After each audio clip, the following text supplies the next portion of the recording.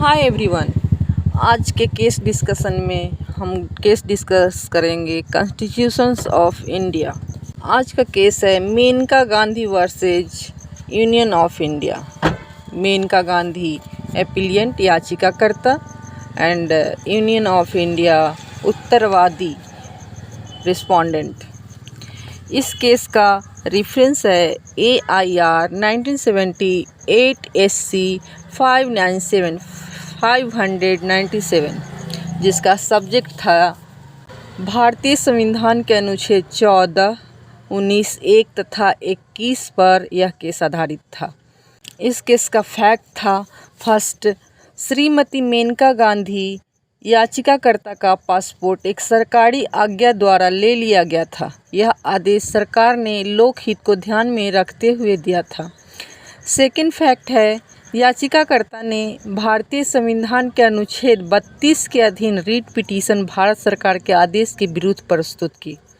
Third fact है, इस REET petition में भारत सरकार के विरुद्ध कई आधार प्रस्तुत किए गए थे, जैसे कि फर्स्ट, पासपोर्ट एक्ट 1967 की धारा 10(3) ग अनुच्छेद 14 का अतिक्रमण करती है, क्योंकि वह पासपोर्ट अधिकारी को स्पष्ट तथा अनिर्बाधित अधिकार प्रदान करती है।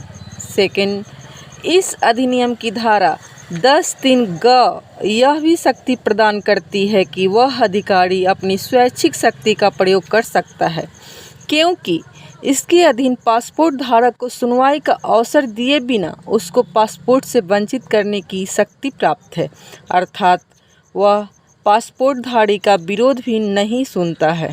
थर्ड पॉइंट, उक्त धारा अनुच्छेद 21 का अतिक्रमण करती है, क्योंकि यह मनमानी और अयुक्तियुक्त प्रक्रिया द्वारा उसे उसके अधिकार से वंचित करती है। फोर्थ पॉइंट, युक्त धारा भारतीय संविधान के अनुच्छेद 19, 1 क और 6 का अतिक्रमण करती है, क्योंकि यह अनुच्छेद का 19, 2, 6 के अनुसार युक्तियुक्त निर्बंधन नहीं लगाती, अतः अवैध है। फोर्थ फैक्ट, इस रीट पिटीशन में दिए गए आधारों के संबंध में भारत सरकार ने एक शपथ पत्र के माध्यम से कहा कि ऐसा इसलिए किया गया क्योंकि एक जांच आयोग के समक्ष साक्ष्य देने के लिए पिटिशनर को उपस्थिति आवश्यक थी। यह केस सुप्रीम कोर्ट में जाता है, उच्चतम न्यायालय में जाता है, तो क्या रिजल्ट आता है देखते हैं। इस वाद के संदर्भ में उच्चतम न्यायालय के समक्ष निम्न प्रश्न विचारणीय थे। फर्स्ट, पासपोर्ट अधिनियम 1967 की धारा 10(3) ग भारतीय संविधान के अनुच्छेद 14, 19, 1 क तथा 6 एवं अनुच्छेद 21 का अतिक्रमण करती है या नहीं। सेकेंड पॉइंट, क्या विदेश जाने का अधिकार एक मौलिक अधिकार है जिसमें जजमेंट आता है, यानी कि निर्णय आता है सुप्रीम कोर्ट के द्वारा। फर्स्ट निर्णय ए है। प्रथम प्रश्न पर उच्चतम न्यायालय ने यह निर्धारित किया कि अनुच्छेद 21 में प्रस्तुत प्रक्रिया शब्द का अर्थ ऐसी प्रक्रिया से है जो ऋजु, न्यायपूर्ण और युक्तियुक्त हो। सेकंड, युक्तियुक्तता का सिद्धांत अनुच्छेद 14 का आवश्यक तत्व है। प्रक्रिया तभी युक्तियुक्त होगी जब उसमें नैसर्गिक न्याय के सिद्धांत का पालन किया जाएगा।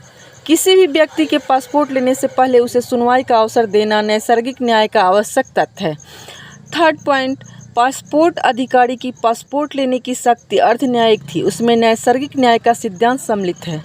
धारा 10(3) स की प्रक्रिया असंवैधानिक नहीं है, न ही अधिकारी को मनमानी शक्ति देती है। सार्वजनिक हित में पासपोर्ट लेना वैध है। याचिकाकर्ता को सुनवाई का अवसर प्रदान नहीं किया गया, जो कि अनुचित था, परंतु बयान में उत्तरदाता ने पक्षकार कहा कि वह सुनवाई का अवसर देने को राजी है, अतः धारा 10(3) स अनुच्छेद 14, 19, 1 क 21 का उल्लंघन नहीं करती। फिफ्थ पॉइंट, प्राण का अधिकार केवल भौतिक अस्तित्व तक सीमित नहीं है, बल्कि इसमें मानव गरिमा को बनाए रखते हुए जीने का अधिकार सम्मिलित है। मानव गरिमा को बनाए रखते हुए अनुच्छेद 21 में विदेश जाने का अधिकार भी सम्मिलित है।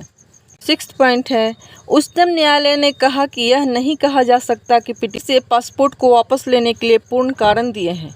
तथा यह भी सिद्ध नहीं किया गया है कि पासपोर्ट को वापस लेने के कारण अस्तित्व में थे या नहीं तथा उनका संबंध सार्वजनिक हित से था या नहीं। 7वां पॉइंट, भारतीय संविधान के अनुच्छेद 21 के अनुसार पासपोर्ट अधिनियम 1967 में ऐसा कोई उपबंध नहीं है कि पासपोर्ट वापस लेने पर सुनवाई का अवसर दिया जाए, लेकिन पासपोर्ट अधिकारी द्वारा पासपोर्ट वापस लेने के लिए अर्ध न्यायिक शक्ति का प्रयोग होता है तो उस पर सुनवाई किए जाने का अधिकार होगा। अतः उस पर सुनवाई का अवसर न दिया जाना प्राकृतिक न्याय के सिद्धांत के विरुद्ध था। 8 पॉइंट, उच्चतम न्यायालय ने यह भी धारित किया कि भारतीय संविधान के अनुच्छेद 14, 19(1) क एवं 6 तथा 21 का पासपोर्ट अधिनियम 1967 की धारा 10(3) ग अतिक्रमण नहीं करती है। नेक्स्ट पॉइंट, न्यायालय द्वारा स्पष्ट किया जाता है कि फर्स्ट, पासपोर्ट अधिनियम की धारा 10(3) ग में प्रयुक्त सार्वजनिक हित एक सुस्पष्ट एवं सुपरिभाषित पदावली है। इस अधिनियम को अस्पष्ट नहीं कहा जा सकता है। नेक्स्ट पॉइंट, पासपोर्ट अधिकारी को पासपोर्ट वापस लेते समय कुछ आधार स्पष्ट करने पड़ते हैं जिस आधार पर पासपोर्ट वापस लिया जा रहा है, ताकि उस आदेश के विरुद्ध अपील की जा सके जिस आधार पर केंद्रीय सरकार आदेश पारित करती है। यदि वह आदेश अनुचित है तो न्यायालय में इस आदेश को चुनौती दी जा सकती है। अतः पासपोर्ट अधिकारी को पासपोर्ट वापस लेने का अधिकार अनुच्छेद 14 का विरोध नहीं करता है।